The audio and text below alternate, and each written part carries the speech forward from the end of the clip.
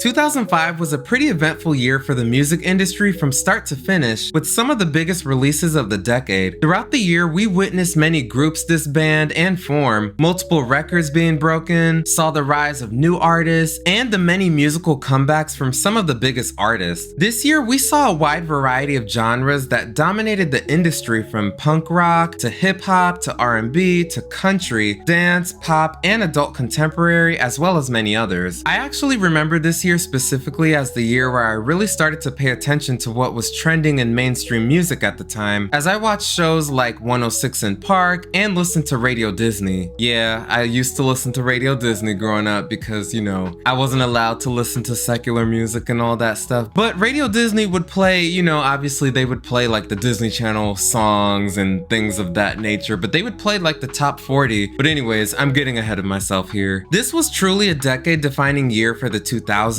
with many major releases that would become staples on radio stations, clubs, and those music video countdown shows that were still really popular at the time. Rapper 50 Cent was one of the standout artists this year as he released his highly anticipated sophomore album, The Massacre. With his rough and tough gangsta persona, this album was able to sell over 1.1 million copies within the first 4 days of its release, and has sold over 11 million copies worldwide, making it one of the highest selling hip-hop albums of all time. The album incorporated elements of East Coast hip-hop, gangsta rap, and Middle Eastern Arabic melodies layered over hard-hitting hip-hop beats, which was a very popular and trendy song during the mid-2000s. The Massacre spawned multiple chart toppers, including hits like Just a Little Bit, Disco Inferno, and Candy Shop, which featured guest vocals from Olivia, as well as many other hits. Candy Shop was a massive hit this year, where it topped multiple charts, including the Billboard Hot 100, where it spent 9 weeks at the top spot, becoming 50 Cent's third #1 single and 5th top 10 single in his career. As of late 2024, the music video has reached over 1 billion views on YouTube, which is pretty impressive. Kanye West had a very eventful 2005 as he was one of the most popular artists of the year. This was just peak Kanye, as he was able to score multiple hits and albums back to back where he released some of his best work. After releasing his iconic debut album, The College Dropout, in 2004 and winning multiple Grammys as a new artist, he later followed it up with his sophomore project, Late Registration, in August of this year. Late Registration was a massive success, topping multiple charts and selling over 3 million copies in the US, as well as 6 million worldwide. The album has often been viewed as a progression from The College Dropout, as well as being one of the most influential hip-hop releases ever. Late Registration spawned 5 singles, including the hits Touch the Sky, Heard Him Say, and Gold Digger featuring Jamie Foxx, which topped the Billboard Hot 100 during the 4th quarter of 2005 for a total of 10 weeks, becoming one of the hottest songs of the year. While Britney Spears, Christina, Pink, and Beyonce were on hiatus this year, newcomers Kelly Clarkson, Ciara, and Gwen Stefani were able to have their moment in the sun, as they were amongst some of the biggest female artists of the year. With their iconic hits, albums, music videos, and live performances, they were able to dominate the year, becoming the new crop of main pop girls for a new generation. During the 1990s and early 2000s, Gwen Stefani was the leading lady of the popular ska, reggae-infused alternative band No Doubt, and decided to embark on a solo career in the mid-2000s during the band's hiatus with her iconic 2004 release, Love Angel Music Baby. This album was massive and became a staple during the mid-2000s. You just had to be there. The album incorporated a diverse range of genres, including electropop, dance rock, new wave, and soul, while lyrically it explores themes of fashion, wealth, and relationships. This was also the era where Gwen and many other artists were deep in their cultural appropriation bag to sell records. For this album era, Gwen was heavily inspired by the Japanese Harajuku culture, even having 4 background dancers in her music videos, tours, and live performances called the Harajuku Girls, which wouldn't fly today for obvious reasons. Despite the criticism and backlash, the album has received multiple platinum sales certifications in several countries and has sold over 8 million copies worldwide. This album spawned many major hits, including Luxurious, Cool, Rich Girl featuring Eve, and Holla Back Girl, amongst many others. Holla Back Girl was the most successful single from this album, being one of the defining songs from the 2000s and 21st century so far. Due to its catchy, cheerleader-like melody, punchy bass, and memorable hook, Holla Back Girl became Gwen Stefani's signature hit and her first chart topper, where it stayed at the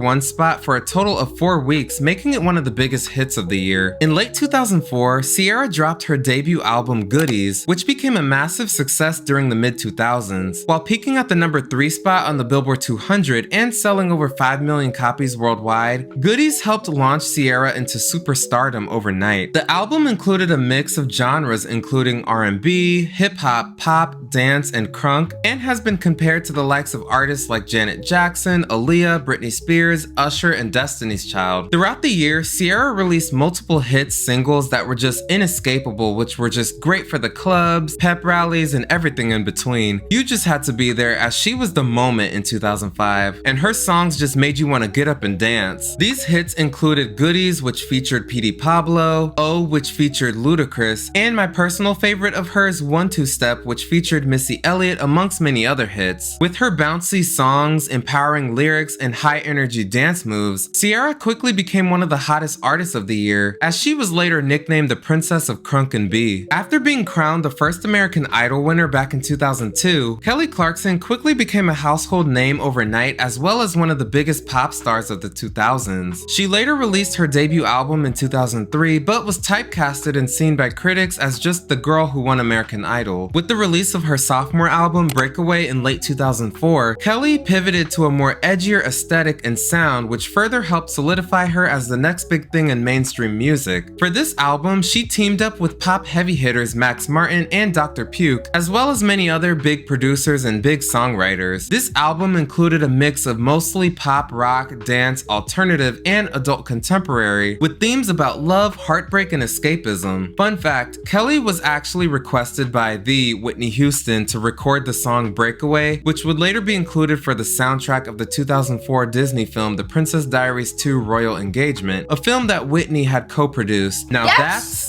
legendary. The Breakaway album also produced many top 10 singles, including Behind These Hazel Eyes, Because of You, Walk Away, and so many more. The album's most popular single was Since You've Been Gone, which is the ultimate breakup anthem to end all breakup anthems. Since You've Been Gone became one of the hottest songs of the year and of the 21st century so far. Its dramatic rock production, catchy melody, relatable singable lyrics, and vocal performance made it an instant classic and a fan favorite amongst many music listeners. This is Kelly Clarkson's signature hit and has been considered by many as one of the greatest pop songs ever. Throughout the year, we saw the rise of many new artists and groups that debuted, where most would go on to dominate the rest of the decade, as well as the 2010s. Some notable artists that debuted this year included Rihanna, T-Pain, John Legend, the Dolls, Panic at the Disco, Jason Aldean, Bobby Valentino, Carrie Underwood, The Game, Keisha Cole, and Chris Brown, amongst many others. 2005 also saw the comebacks of multiple major artists from the 90s, including Madonna.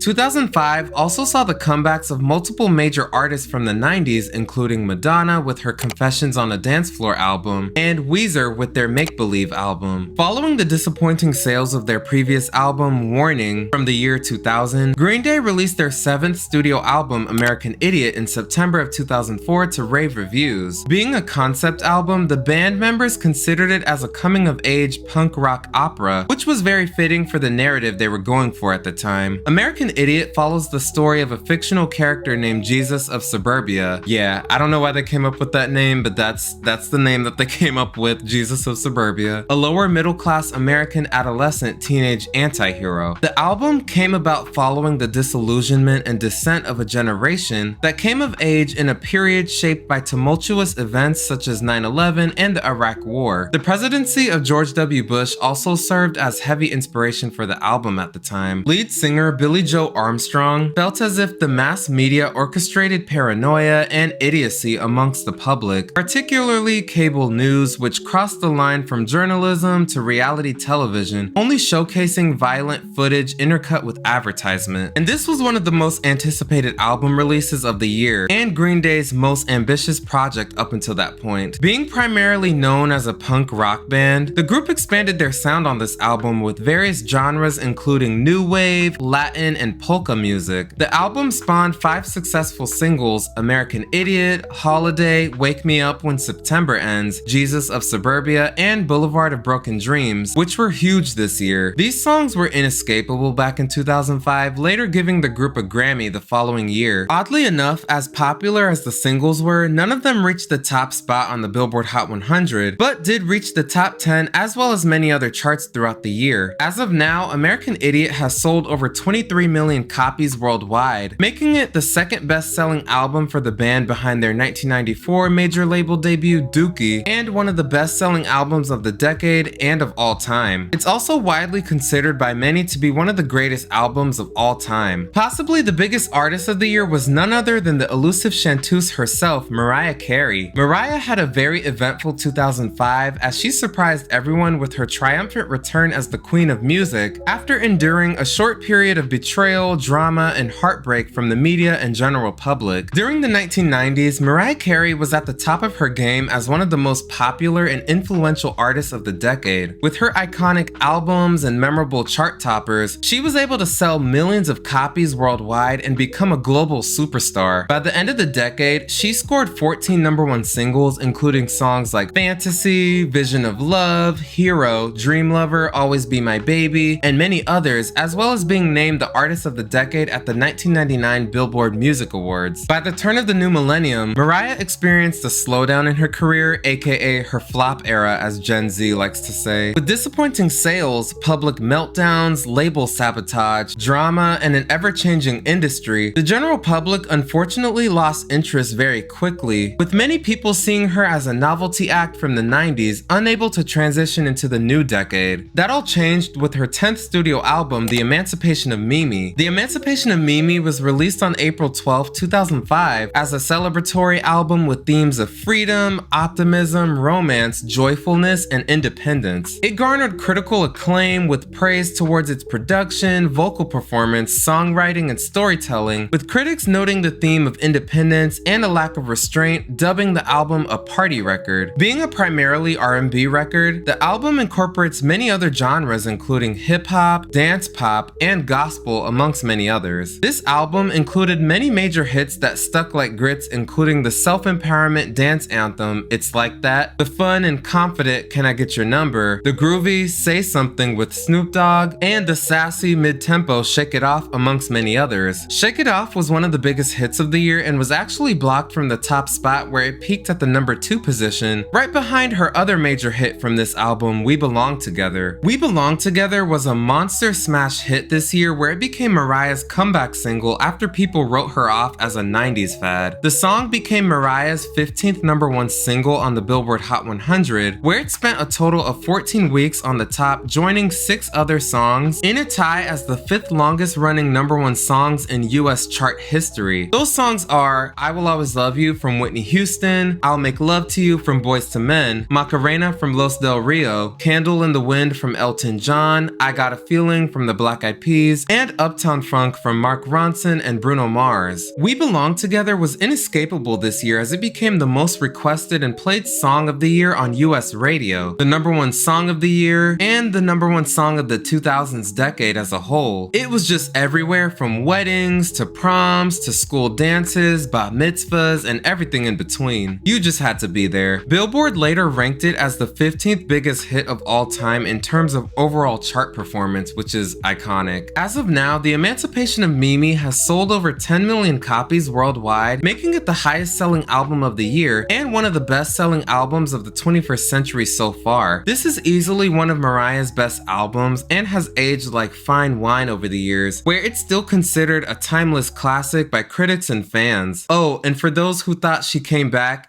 she never left. Boom!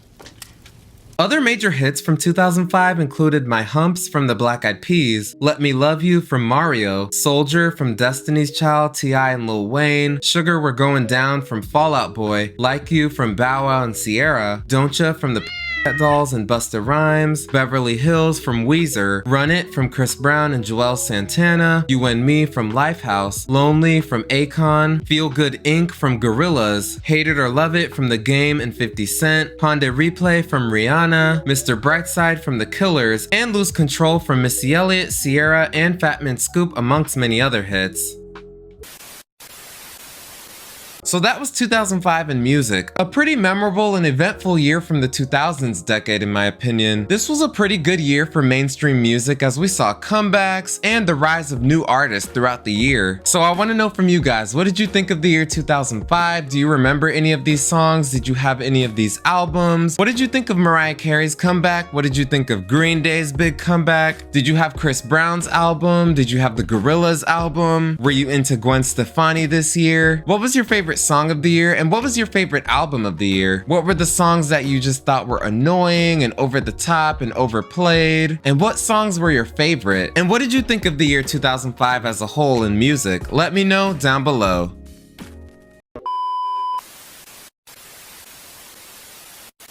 Thank y'all so much for watching this video. I really appreciate each and every one of you all. Feel free to like, share, comment, and subscribe for more fun videos just like this. See ya!